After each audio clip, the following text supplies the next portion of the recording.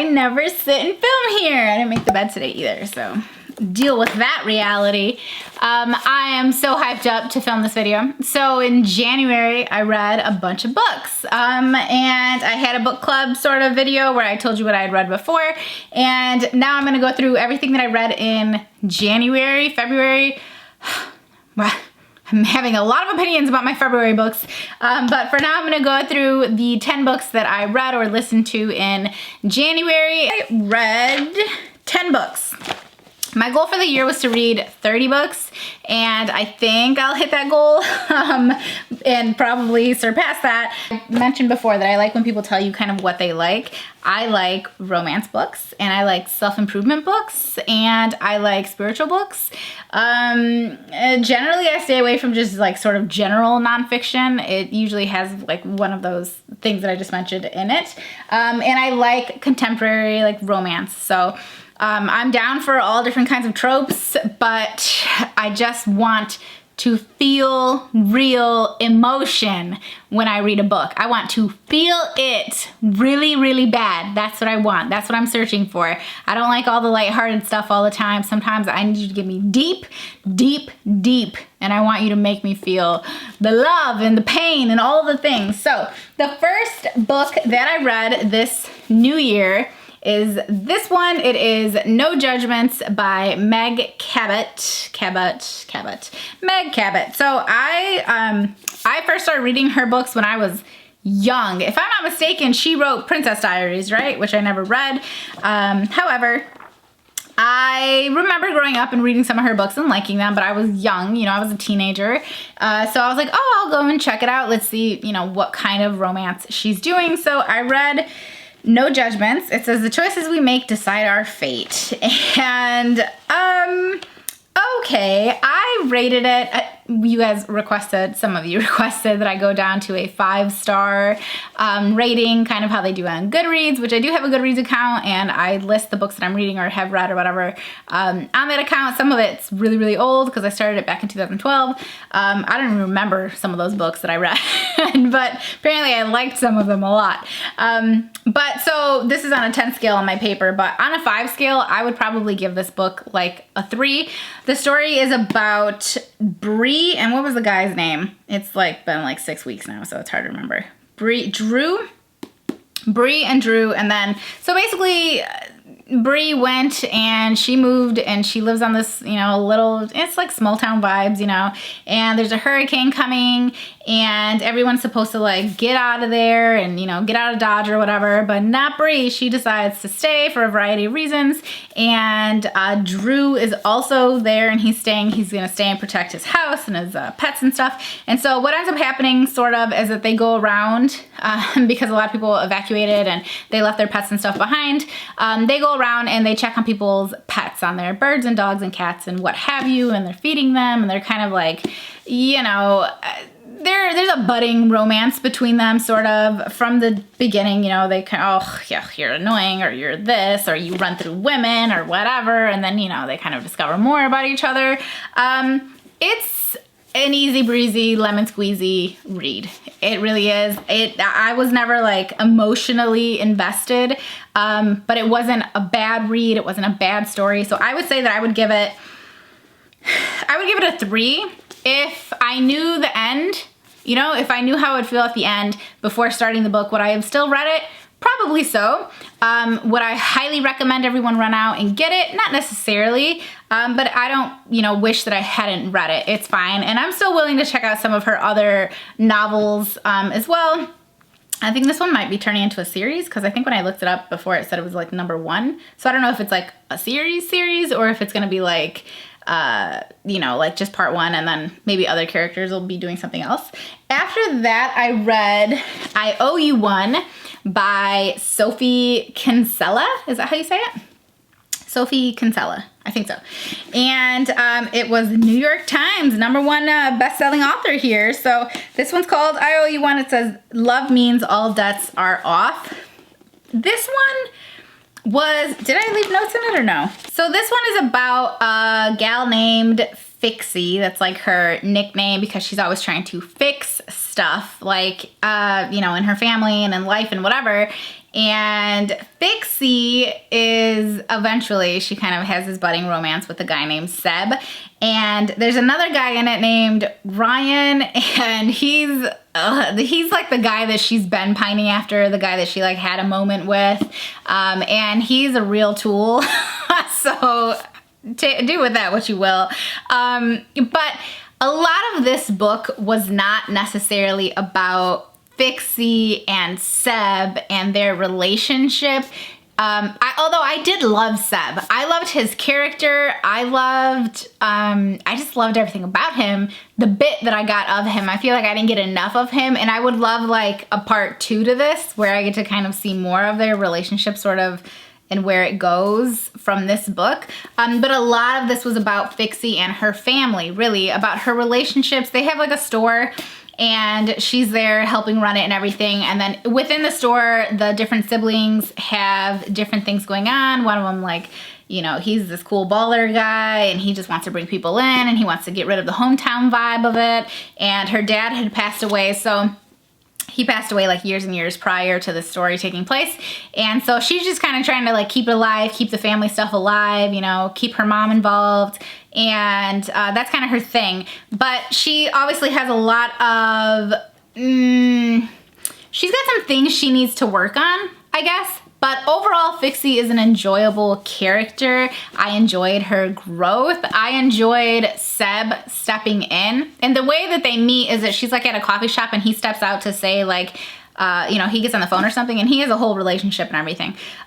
He gets on the phone and he's like, hey, can you watch my stuff for me real quick? And she's like, yeah, duh, for sure. So anyway, the ceiling comes down and she just kind of had the inkling, you know, so she lunges over or whatever, and she protects like his computer and everything.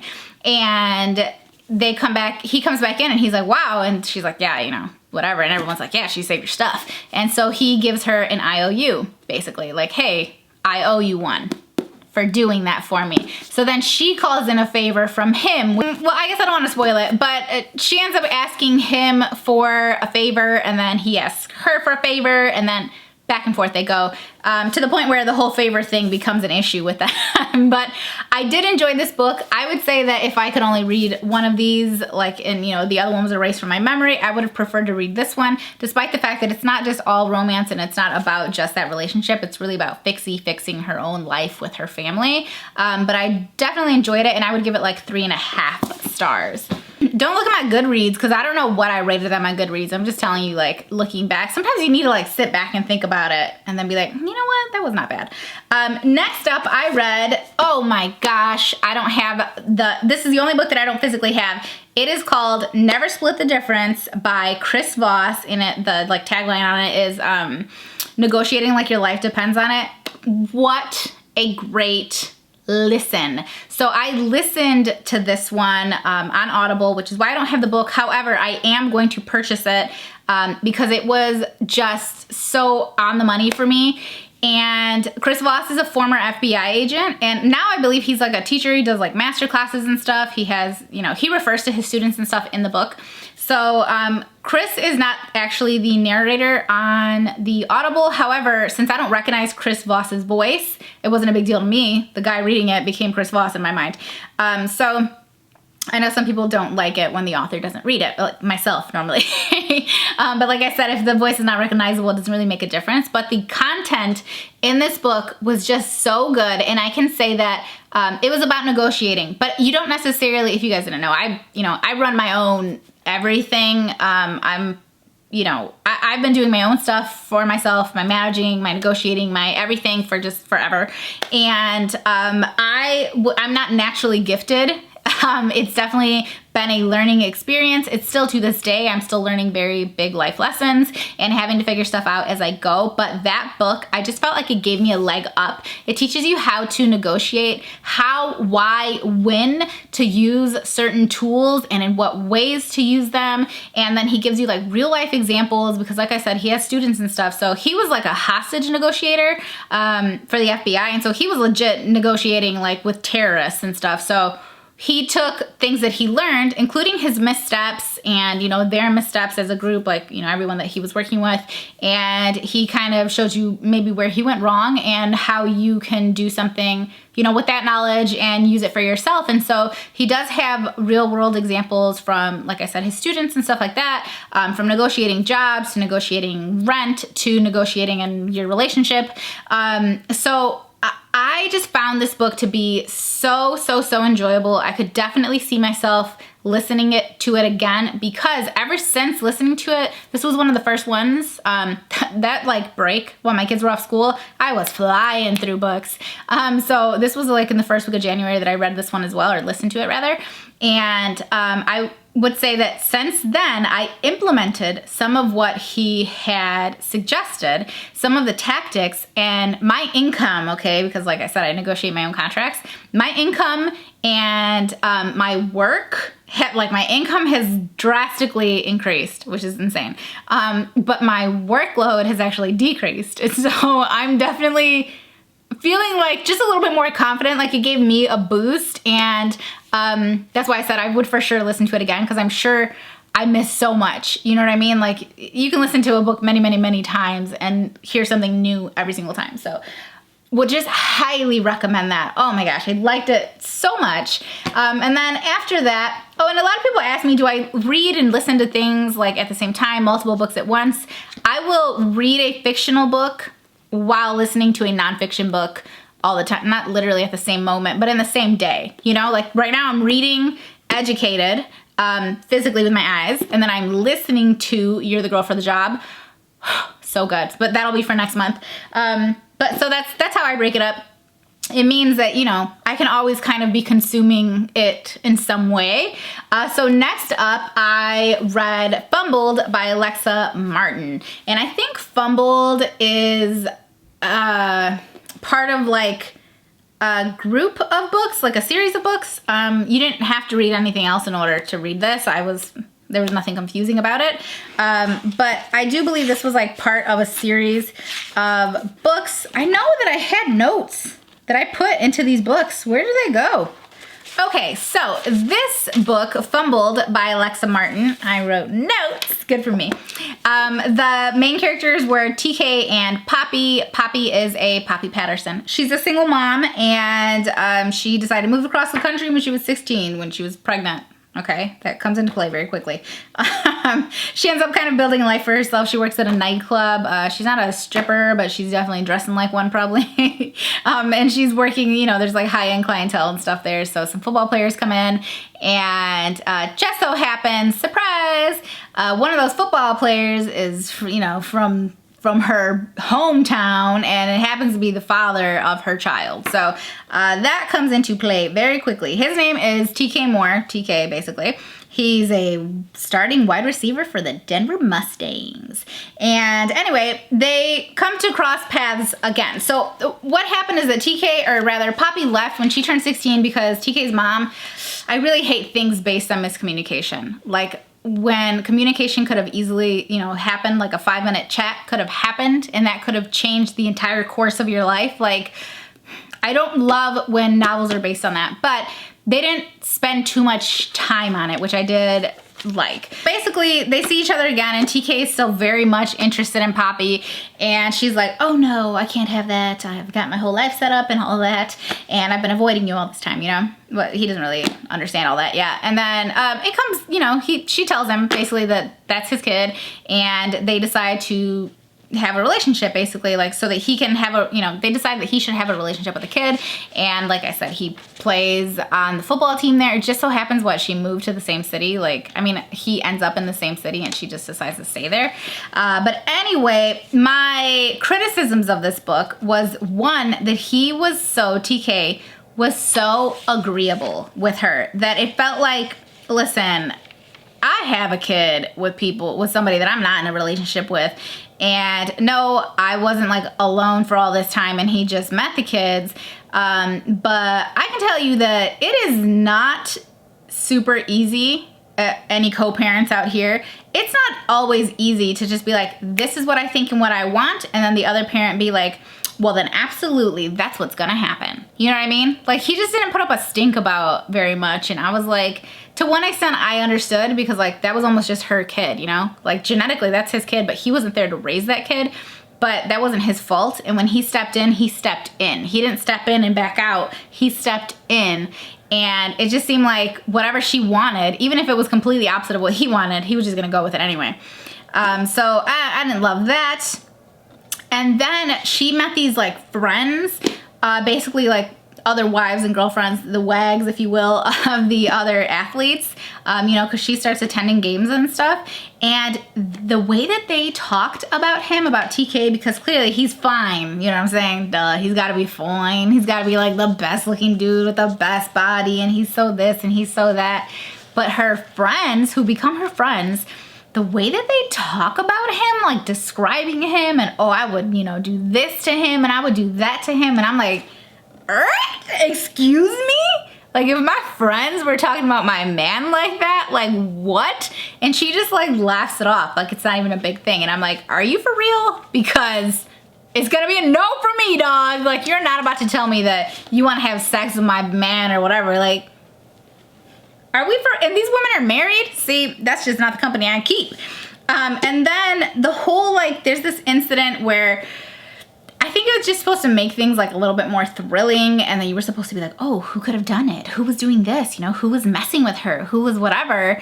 And the whole incident was just like, it just could have been done better. I felt like it like pushes their relationship. It's basically like the catalyst to push their relationship a little bit further. And I'm like, that was weak. Like, I just felt like the whole incident was kind of weak. And I just think that like it could have been done better. I understood like getting them together. That was like a necessary turn in the whole, you know, plot or whatever, but I don't know. But all of a sudden, like, so the kid, you know, likes him. Obviously he's like, oh my gosh, this amazing football player is actually my dad. Holy crap, that's awesome, right? And he loves it. And then a little thing happens, and the kid goes from like calling him, you know, dad, to not calling him that anymore. And I just like didn't get it. I'm like, a child wouldn't purposely try to be an ass. You know what I'm saying? Like, maybe an adult would purposely like stop calling the boyfriend like baby, you know? You call him by his full first and last name, his whole social, you know what I'm saying? Like, when you're trying to have an attitude. But a child doesn't do that to their like parent. I don't know. I didn't get it. It was fine. I do appreciate that Alexa Martin, if I'm not mistaken, she herself was a like a football wife, right? Or she is, I should say, I'm not sure. Yeah, to my Lady Ravens, thank you for turning strangers into families. So, you know, she's not coming from a place of not knowing anything about this world. I just, it wasn't my favorite. And I would give it 3 stars basically out of 10. And then we have Silver Bay by Jojo Moyes. Jojo Moyes wrote one of my favorite novels, Me Before You. Yes, girl, you did the damn thing. And then I read like a bunch of other books from her, and I was like, what, girl, what is this thing that you're doing now? I have not loved any of her other books thus far, and I keep trying because I'm like, there's Me Before You in you, and I know you pushed onto some pages the very same essence, and I just gotta find the book where she did that. I'm sure she's done it. So this is probably like my 4th Jojo Moyes book that I've read besides the, you know, Me Before You universe. And this one is, I don't know, the cover did not appeal to me, but like none of her covers really appeal to me. I find the cover art to be quite fugly, but I decided to read it anyway. And this was about Mike. Well, this is difficult because this is about a family. So it's about Mike, who pops in, and he comes in to this Silver Bay, right? So this town. He comes in, and there's Liza, Aunt Kathleen, and Hannah, okay? And so I did think that the character, okay, so let me describe that. Aunt Kathleen is, she's the aunt, whatever. And then Liza is Aunt Kathleen's sister. That's, you know, her daughter. So she's a grown woman as well. And then there's Hannah, who is a child. So she's young, you know, she's was she like 11 or something? Now I'm forgetting. But anyway, they all move, or well, Aunt Kathleen was already there at Silver Bay, which is like remote, okay? But Liza and Hannah, they basically fleed there at one point, which you figure out. There's obviously like a whole backstory to Liza, and you get that vibe from the very beginning, and that's kind of what the basis of the book is about. So I did think that everyone was incredibly thought out and had really distinct voices. Like if you had said, okay, there's this situation, and I could have told you how Aunt Kathleen probably would have responded. I could have told you how Mike would have responded, how Liza, how Hannah would have responded, even how the other like secondary characters, I could have told you how they would have all responded to it, because the characters were so fleshed out that they felt real. They felt like I actually knew them, you know? And the story does flip around through everyone's perspective, but it never really goes back in time, except when she's telling, like when they tell us the story of basically what happened. But beyond that, the story keeps progressing, but it's flipping from one character to another. I like that. I'm not a huge fan of when it changes from character to character and we have to repeat the same scenes. Like that's kind of irritating. Mike, what a guy, Mike. In his like opening scene, he's talking about how he cheated on his fiance, and I hate a cheater. I don't like reading about cheaters. I don't like having to forgive the cheaters in the story. I hate a cheater, I really do. But there was something about Mike, he's just so charming, like not even charming. He's just so genuine. Like he calls out his own crap, and he was such a likable character, and you get to see his growth throughout the novel, which I did really enjoy that. But it's a long book, I feel like. And it is a really tragic book. For the most part, it's a very sort of, there's like just trauma involved. And I don't want to spoil what the trauma is or like how it kind of turns out and everything, but I will say that that last 100 pages, I was like, what? Like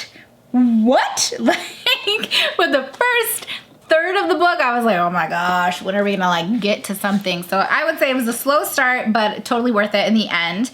And it was a tragic story. There was a lot of redemption involved. There was real love, I feel like, involved, like an actual love that had to grow. And the love story wasn't really, I feel like, the main component of this book. Like, it wasn't just a romance novel. I do feel like that the development of the love throughout the characters and throughout our main folks, you know, whoever does end up together, I won't spoil it for you. But I feel like it was really like beautifully done. I do think that she's a great author. And it was not cringy in any way. Like Fumbled was cringe. I mean, No Judgment had maybe a little cringe in it. But Silver Bay had no cringe. However, it was a slow moving, but like kind of beautifully done novel. So would I read it again? Probably. I mean, I didn't lose anything reading it. I would still give that one 3 stars though as well. Maybe like 3.5. Silver Bay. I'm going in order of when I read and listened to them. So next up we have Banger Baby. I loved this book. So I listened to it on Audible. This is Atomic Habits by James Clear. Tiny Changes, Remarkable Results, my friends. I did buy the physical version first. Or no, I didn't. I had gotten it on Audible months and months ago, and I just never listened to it. And I was like, okay, let me listen to it. You guys, okay? I've heard lots of people talk about this. There are a lot of books like, what's the one that cusses, like on the cover, Steps to Not Give a F or whatever. I forgot what it's called, but there are certain books that are just like so hyped and I've seen them a billion times that I'm desensitized to them and I don't even want to read them, like that one. And this was one of them. I was like, oh my gosh, I've seen it so many times and I just didn't want to get it. And then one day I picked it up and I was like, I gotta get it. Oh, and I saw Brittany Vasseur had mentioned it. I don't know if I said her last name right. She had mentioned it briefly. She like flashed it and she talked about it real quick in a video and I was like, oh, that's just the last little bit that I needed to go buy it. So I bought it and then I listened to it and you guys, what a great job. I read a lot of self-improvement books and this one gave you actual actionable steps. He tells you how, why, when. He lets you know like, this is what is happening. This is why this other thing will fix, you know, that thing or will move you ahead. Here's how to do it. Here's an even easier way to do it. Now get it done and do it. And I'm like, yes, I'm gonna get it done. I'm gonna do it. Okay. So wow, I really thoroughly loved and enjoyed this book so much. This is definitely gonna be probably one of my favorites. Great book. If you are looking to make changes in your life. He just, it was just so good. It was so good. I loved it so much, you guys. I don't know what else I can say about it besides listen to it. This will be another one that I'm for sure looking back on and reaching and listening to all the time, reaching for it and listening to. So next up, I also read, oh my gosh, if you follow me on Instagram, I talked all about it. This was a heavily hyped book. This is, my friends, Where the Crawdads Sing by Delia Owens. And did we leave anything in here? You guys, I know I was writing notes on these books. Where I was leaving the notes, who the hell knows? Oh, I gave Atomic Habits 5 stars. I mean, across the board, baby. You did it. You done did it. This is a highly hyped book. I'm always nervous about getting highly hyped books because, one, I don't always love going against the grain. When a lot of people love something, I don't exactly love not liking it. You know what I'm saying? Like, it's not fun always being on the outside. So I picked it up and I was like, I hope I like it. Dude, page 1, boom, sucked in. I was sucked in. This book is a vortex, okay? I flew through this book. It was so good. Like, I had to plan my whole day around it, all right? Like, it was everything to me. The story is like heartbreaking, but also just the movement of it, the pace of the story, the way that she told the story, it was really heartbreaking in the beginning because basically our little marsh girl, okay, she just, Kaya is her name, she ends up alone basically and in a marsh, which is her home, but she's already kind of an outcast. Her family is kind of like an outcast, and then they disappear, you know, they leave. They don't just disappear, but there's a story behind it, and that happens at the very, very beginning of this story, and she ends up alone, and she has to figure this stuff out. She has to figure life out, and I can just picture like this little girl having to figure out, you know, well, how am I gonna do anything? How am I gonna live? How am I gonna eat? How am I gonna do whatever? And she doesn't give up, you know? And then there is a guy, right? So obviously she grows up. The boys are looking, the ones that can see her at least, that go find her. She grows up and something ends up happening, which if it's not in the synopsis, I'm not gonna say it. Okay, it's not in the synopsis. So there ends up being a trial in this book that I just found to be like so incredibly fascinating. I had never actually read a trial before, you know, like I've always been fascinated by courtrooms and, you know, lawyering. I wanted to be a lawyer for like the first 18 years I was alive, right? Well, the ones I had a brain in, a functioning brain that knew what a lawyer was at least. And I always found him very interesting and intriguing and everything. But I just thought the trial in this book was so good, you guys. I loved the characters. Oh my gosh, it was such a good book. I really thoroughly enjoyed it so much. 5 stars, baby. I would read it again, and I've recommended it many a time. So after that, I decided to pick up, what's up, girl? I picked up Patricia Bright's Heart and Hustle, and I actually got it on Audible as well. So I ordered the book on Amazon, and then I got it on Audible. If you guys don't know, Patricia here, look at her. She's so cute. I love this freaking cover. Like, I'm obsessed with it. I love how cute it is. Oh, and she's got a daughter on the back. I picked up this book on Amazon, like I said, but I did listen to it on Audible, and Patricia does read it herself. I think the words are pretty big, and the book itself is not super duper long. It's only 221 pages, I think. Maybe 220 something. 220-ish pages. It's not super long, but it was for me, it was like a good refresher because obviously I'm not like just starting on YouTube, but it's basically about using your passion, build your brand, achieve your dreams, so she definitely calls on her experience with becoming a YouTuber and going from like regular work and regular jobs and what she did and kind of what her steps were and how even now she makes sure to, you know, keep herself on a schedule to, she was building in time to basically work on her passion and feed her passion until it, you know, became a legitimate full-fledged career. And she talks a bit about her family and, you know, where she's come from and how those, you know, things kind of shaped her choices. And I enjoyed the book overall. And I would say for me, it was a like reminder book you know, so there was a huge essence of self-improvement in here. And for me, it was like a good reminder to do certain things because I am already obviously I'm already a full-fledged YouTuber who has made a career of it. But I did thoroughly enjoy it, and I liked that she read it on the audio version. So it was a good book. I would recommend it. It wasn't like as hard-hitting as like Atomic Habits, you know what I mean? But there was nothing really that I would criticize. I don't really have any like criticisms of it. So I would give it like 4 stars just because for me, it's not as, there weren't like super actionable steps because I'm already kind of doing it. So that happens sometimes with me with self-improvement books. I'm kind of already doing it. And so although I find the suggestions and the knowledge and stuff of the authors to be relevant and helpful, because I've already done it, it's just not super applicable to me personally. So I would recommend it though. It was a good read. I enjoyed it. And then To Hell with the Hustle, which I just thought was so funny, that I went from reading Heart and Hustle to Hell with the Hustle. And I had them sitting next to each other the whole month, and I was like, this is just so funny. It's just like the juxtaposition of the two. But To Hell with the Hustle is by Jefferson Bethke, and Jefferson. So I read Jefferson's other book. I read his book, Jesus is Greater Than Religion, years ago. In fact, I remember laying in the bathtub in that door and listening to it and reading it, and I enjoyed it, but I felt like the author had I mean, what the hell did I know, right? But I felt like the author had maybe some room to grow. Like he was a little, I don't know how to describe it now, but I just remember thinking back then that like this guy, I like what he's saying, I get what he's saying, and I think that one day he's going to get better at saying it, basically. Like he's going to be able to deliver his message better. So that is this book to me. To Hell with the Hustle spoke to me from the first few pages. I ended up getting this on Audible as well. As you see, it's like a thinner book.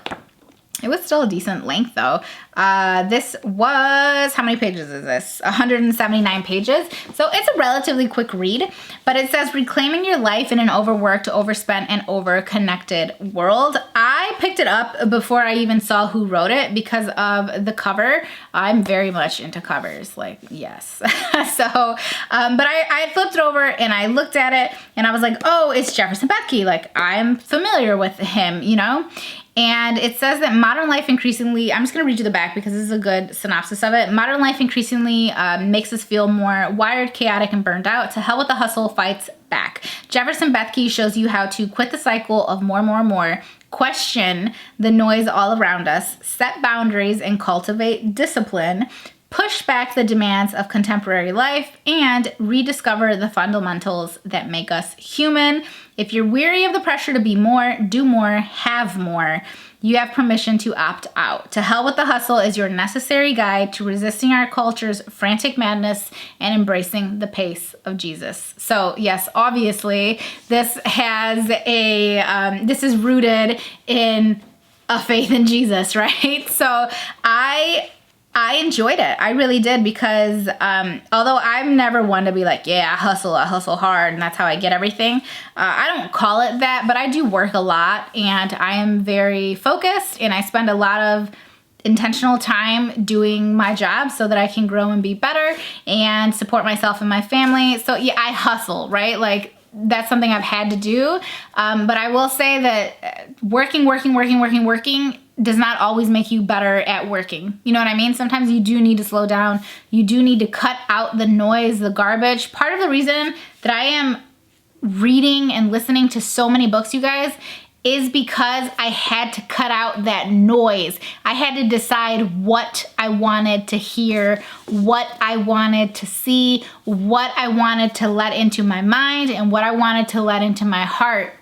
I didn't want to continue to let in every single tweet and every comment and all of this noise on my feed. You guys know what noise is, right? It's just like all of these images, yes, sometimes it's sound, but sometimes it's just anything that you're thinking. Like I had to stop letting it all into my mind and into my heart because it was changing me. One of the things that I highly dislike about getting really negative comments and criticisms and stuff online, it's not that it is hurting me because I have obviously developed a thick skin in all these years. One of the things that makes me just hate it, honestly, and I try not even to have hate in my heart, but what I find so challenging about people criticizing and leaving really negative stuff and assuming things about me and all of that stuff, what I find so challenging about it is that it makes me step outside of who I want to be. Because then I have negative thoughts and I want to say negative stuff right back to you, and that's not a good, solid Christian. You know what I'm saying? Like that's not the kind of Christian that I want to be. And so it's hard for me to constantly be seeing stuff and somehow control myself so much that I don't respond. I don't even think a negative thought. I don't even think, you know what? Oh yeah, I'm sure your life is real perfect and blah, blah, blah. You know what I'm saying? Like, I want to say mean stuff back to you guys sometimes, but I don't want to have to step outside of who I'm trying to be in order to do that. And so this book hit me hard, girl. I really enjoyed it. I thoroughly enjoyed it. I thought he did a great job with this book, and I definitely took some lessons from it. And this is another one that I could see myself just kind of re-listening to or picking up and flipping through and kind of just reminding myself of some of the good lessons that he had in here about, you know, slowing down and about just knowing what you're doing with your time and not just literally like hustling yourself to death and straight into hell, which is not where I'm trying to be. So that's not what he said. He doesn't say that's what you're going to do. The last book that I read was The Right Swipe by Alisha. I think Alisha, right? Rae? Alisha Rae? Alisha Rae? Alisha Rae, I'm not sure. But this was the last one that I read in the month of January, and I would say that this was like a solid 3. I don't want to have to read it again. It was like a 2.5, okay? I don't want to have to read it again. I didn't like it that much. The main character, I didn't really like the main character. Her name was Rhiannon, I think. I would never did figure out how to pronounce it. And she ends up getting with good old Samson Lima. Basically, she developed an app, a dating app, and he is the spokesperson for a different dating app. He's a former football player, and there's concussions involved in this. There are concussions involved in this, and CTE is in both of them. If you guys are familiar with is it considered a disease? I mean, it's a disorder, or it's basically caused by all the concussions and stuff and not being treated properly and things like that. But anyway, so these had some of those same like health related things in them because they were both about football. Obviously very serious like sport with a lot of injuries and stuff involved, and head trauma especially. So that was definitely throughout the book. But as far as the romance goes, the two of them, you know, they had gone out, they had a blizzy, they had a blast, and then something happened and they didn't get back together, and she is like super hardened by it. She thought she was ghosted basically by him. And I don't know, she's in her 30s. And I just feel like her thoughts and her cold-hearted bitchiness, like, that was kind of the character. I just felt like it was, like, why? You know what I'm saying? Like, calm down a little bit, relax. I don't know. This did involve, if I'm not mistaken, Rhiannon was black, and then Samson Lima, who was the guy, he was from an island. What island was it? He was, Samoan? Was he Samoan? I forget. I can't remember, but it did, you know, it wasn't just a white on white up in here. So, same with this one as well. Sorry, I should mention that. Poppy was black, and these ones were just basically white folks, along with this one as well. So, in case you're curious, that is important sometimes. Sometimes I'm like, damn, I'm tired of reading about white people. So, anyway, I didn't love it. I liked Samson. He was cool. I didn't mind Rhiannon. I just thought that, I don't know, man. Like, stop being such a cold-hearted biatch. Clearly, this dude is nice. You don't have to be, like, it was clear to me that like he was cool, you know what I'm saying? But maybe I guess she didn't see that yet. It just wasn't my favorite. I wouldn't recommend it necessarily, but it wasn't like a terribly hard read. It did take me like 5 days to finish the book though, which is a long time for me to read a book. It's just because I wasn't super into it. So I would give that, like I said, about 2.5 stars. And then what was the one I did not? Oh, To Help with the Hustle. I would give this like a 4.5, okay? It wasn't quite a 5 for me. I would give it like 4.5 though. But that's all that I have for this month. Like that was nothing, right? I'm sure this video is 45 minutes long. But I hope that you guys enjoyed this video. I have a bunch of other books I am reading in the month of January. Oh my gosh, I started by reading The Unhoneymooners by Christina Lauren. Oh my gosh, I loved it so much. It was so good. Okay, I'll talk about that more in the next one though. But anyway, I hope that you guys enjoyed this. If you want to see more book club videos or you have any suggestions or anything, of course, leave them down below. This is, I feel like, a niche audience here and a niche little group of us, which I actually thoroughly enjoy. So I hope that you guys enjoyed this movie video. I hope that you guys enjoyed this video. Subscribe if you want to see more, and I will see you in my next one. Bye, guys.